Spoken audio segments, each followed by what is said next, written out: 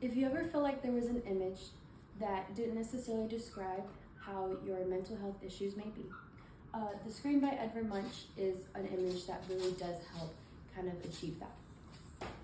Edvard Munch suffered from mental illness at a very young age after experiencing tragic events such as losing both parents and siblings.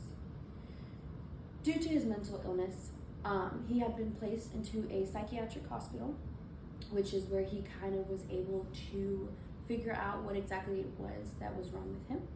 And then, after the psychiatric hospital, had moved to Germany and created this piece, which had eventually sold out. The piece The Scream was created after moving to Germany, which then received great recognition. This piece right here, to kind of give detail.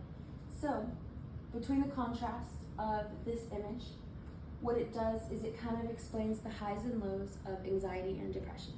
As somebody that does suffer from that myself, it does kind of give a great representation of as to what that does to a person, especially with bipolar, which is what Edvard Munch also was. As for the people in the back, it's kind of supposed to represent what it's like with other people around you, whether you feel like they're constantly watching you or just kind of ignoring what you have going on. And then as for the main person in that image, the white and black is really supposed to represent how kind of dead a person may be inside and how there's no kind of fulfillment and life within that person. And then within his scream that he's showing, that right there kind of expresses his anxiety part, which is mainly what the piece is supposed to show, is more of his anxiety than it is his depression.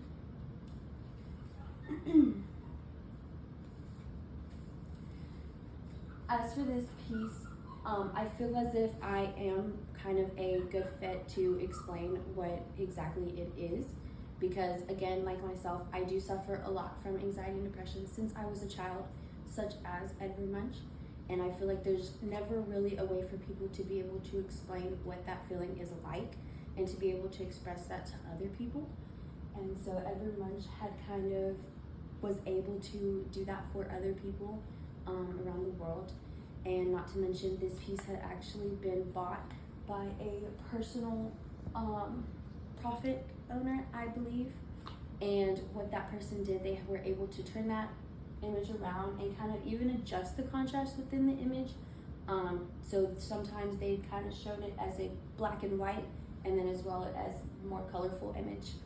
But this right here it was sold for $120 million, I believe, within my sources that I have listed. But yeah.